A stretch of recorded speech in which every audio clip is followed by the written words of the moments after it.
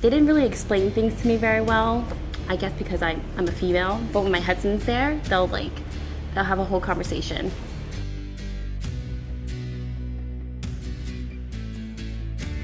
I never really trusted what they were saying because they'd be like, oh, you need this, this, and this stuff.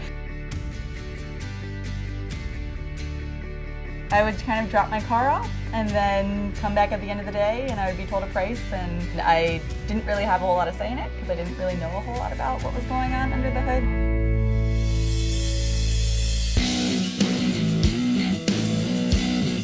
So I love to solve problems. I'm an engineer, and I figured I can solve this problem that the automotive industry is having by not engaging women, by women hating their experiences, and I can do it by starting a business that's going to cater to women when it comes to their cars, and also hiring women to work in this business.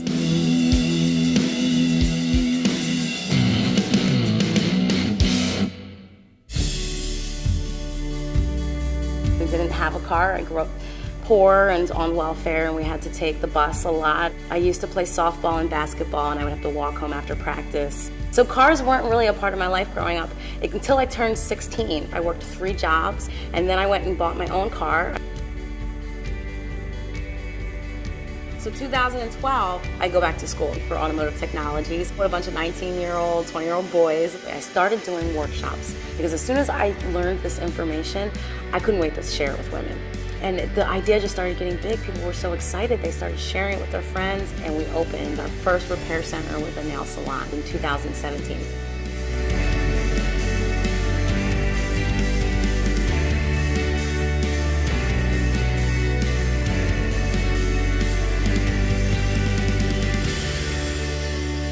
My love for cars began initially when I was 13. So I went to Lincoln Tech. I was their first female, and it was me and 500 guys. After that, I was then recruited by BMW for a factory training program. So I became their first female master technician in North America. I remember my first service manager telling me that I was taking a job away from a man. In the automotive industry, a lot of people don't realize that women are the #1 customer. Often we are the ones that handle these things, especially for stay-at-home moms. And there's no business like Girls Auto Clinic that's saying, I'm here for women. How can we make you feel good about your car, feel good about your experiences? Hello. Hi, morning. How's it going, Peach? Hey, Kevin. How you doing? Say hi. I like your little truck here. You coming to work on some cars with us today? Say yeah. So when a customer comes into Girls Auto Clinic, I want to make sure that they feel comfortable and they feel safe here, right? This is supposed to be a safe place where women don't have their guards up, they don't feel intimidated, they feel welcomed, and so that's first. We want every woman leaving to know, my car needs this repair, and yes, I agree that it costs this much. We don't upsell them. We are more about transparency and saying things to them like, here's what's most important to do in order to keep your car safe. See, like that. If you start to see that, Okay. don't freak. Don't freak out. Don't freak out. Okay. It's just the residual burning off, which is totally fine.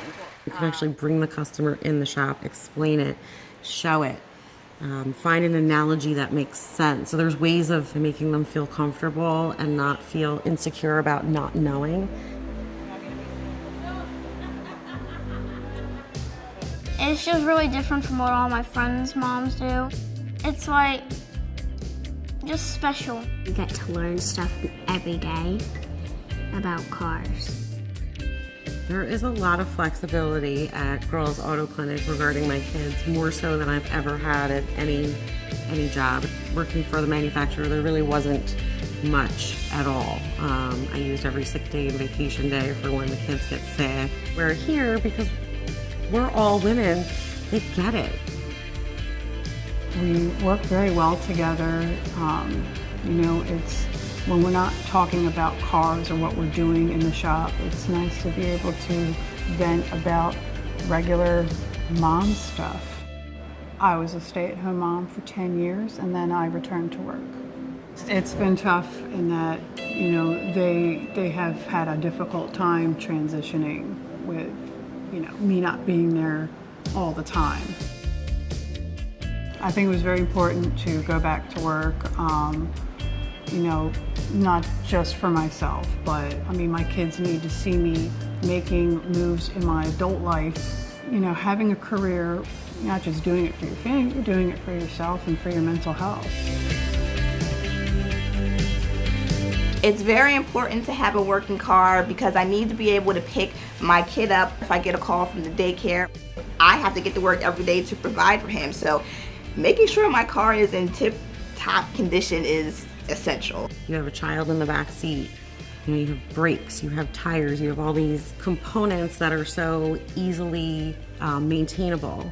And to have the visibility and the transparency to see that and know about it is crucial, I think. So a chicanic is what I call my car savvy ladies, a woman who's not afraid to work with her hands, right? Not afraid of her car, she's not afraid of her mechanic. In fact, she's empowered, she's educated, and she's empowered to make the right choice. We also have a group on Facebook called our Chicanic Facebook community. It's a safe space just for women, and you go in there, ask any question you have about your car, and you'll get an answer from a female mechanic. I love Girls Auto Clinic because I get to be who I am, and this is my natural environment, and I'm surrounded by a great team of women who empower each other. I have a 9-year-old daughter, she's going to be 10, and I think working with women in non-traditional jobs helps her see that she can do what she wants to do.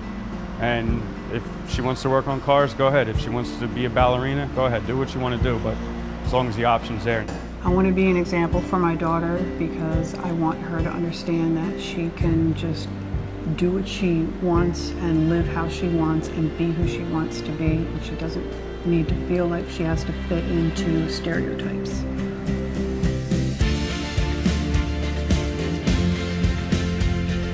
For women who feel intimidated about their cars, not everybody knows everything about everything, but that's what we're here for, to make women feel comfortable learning about the cars. Advice I would give to women who want to work on their cars but feel intimidated is that you are capable, and yes, it's going to be scary, but we have to have the confidence to put ourselves out there. That's the only way we're going to learn and we're going to grow. Women were so afraid to not being good enough and making a mistake that it stops us from making our contribution. We need you. Our contribution needs to be made. Our voice needs to be heard. It's definitely a place we need to be. We deserve to be. We belong here. The future is female. I'm Patrice Banks, and I'm a scary mommy.